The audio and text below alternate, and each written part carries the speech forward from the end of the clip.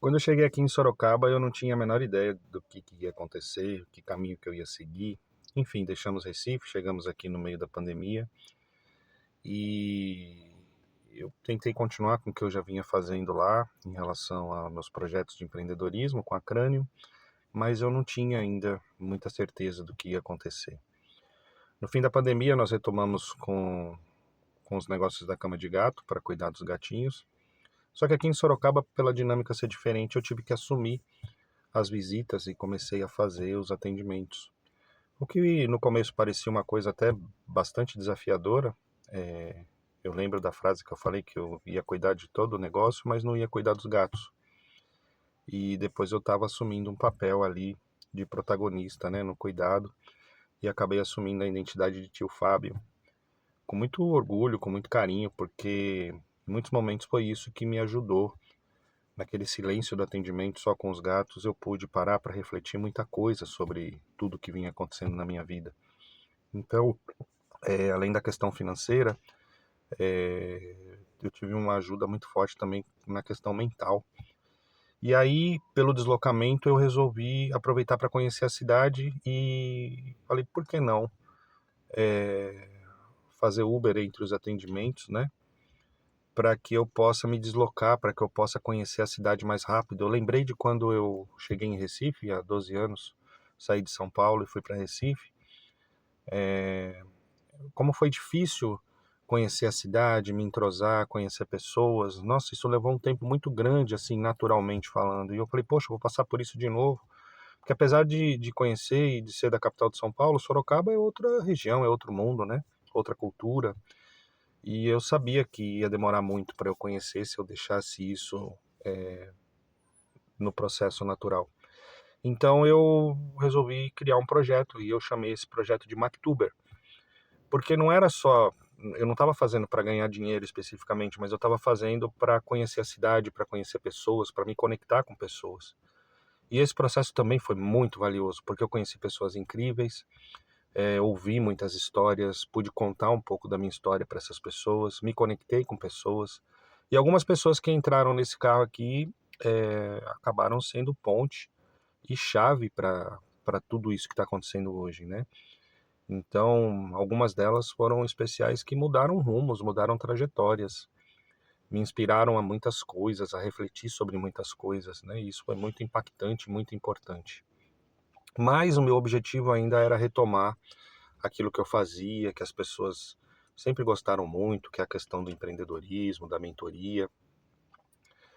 Só que eu estava tentando calçar um sapato que não me servia mais. Toda vez que eu tentava retomar, ou ele ficava apertado ou ele ficava folgado, ele não entrava mais do jeito que ele estava, sabe? E isso foi muito difícil porque eu não estava conseguindo me encontrar. Até que eu resolvi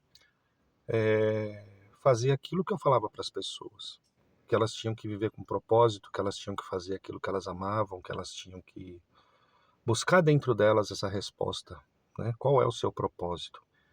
E eu resolvi fazer esse exercício, eu resolvi me olhar no espelho, eu resolvi me encarar e me perguntar, esquece o mundo, esquece, esquece.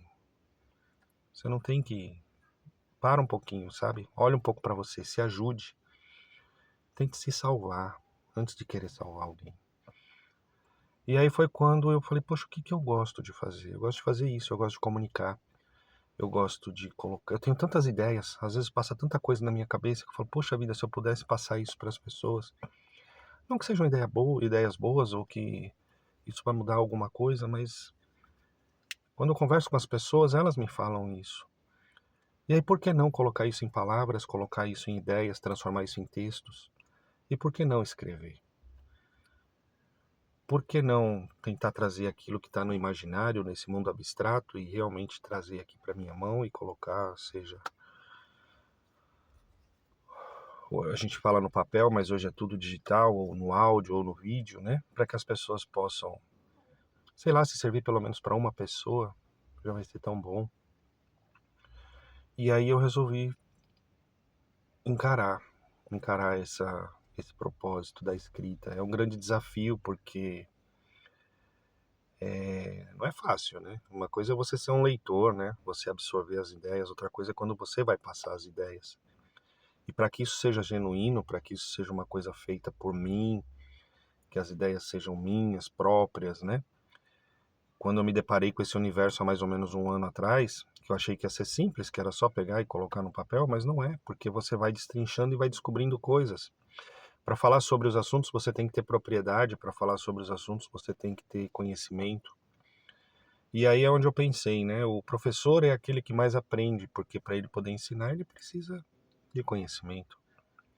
E eu acho que o escritor, ele também precisa desse conhecimento.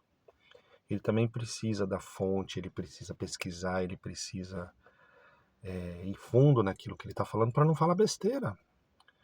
Se quem está ouvindo escuta alguma coisa e você deturpa aquilo e você passa uma impressão errada, ou você fica falso, ou você vai acabar sendo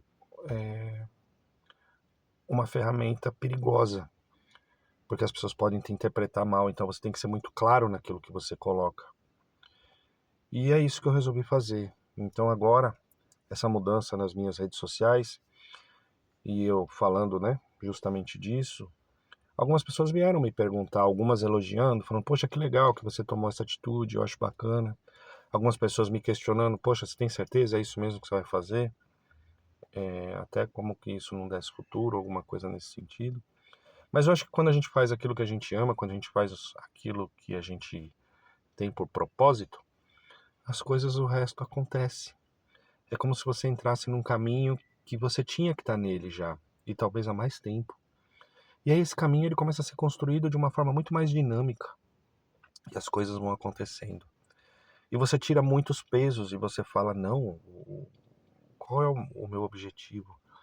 É esse. Então, quando você se alinha com o seu propósito, as coisas começam a acontecer. Eu vejo muita gente hoje tentando vender o sonho do dinheiro, o sonho da felicidade, né? Do ter para ser. E eu acho que ao contrário, sempre preguei isso, sempre coloquei, sempre fui muito enfático, que é ser para ter. Eu acho que o recurso financeiro, ele é um meio, ele não é um fim. E quem faz as coisas por propósito, ela pode ter mais dificuldade para chegar lá. Mas quando ela chega com estrutura, ela chega com fundamento, com base, e aí as coisas acontecem de um jeito diferente. E aí quando você você tem, aí você vai ter tudo de um jeito genuíno, que vai te servir, que vai te caber. É aquele sapato que você calça e consegue andar, sem dor. E é isso que eu vim fazer. Essa é a minha proposta de vida para mim. E convido vocês para me seguirem nesse caminho, para se inspirarem, para me dar ideia, para me inspirarem principalmente. Como eu me inspiro nas pessoas, nas histórias que eu vejo. E eu quero fazer isso dessa forma genuína. Obrigado.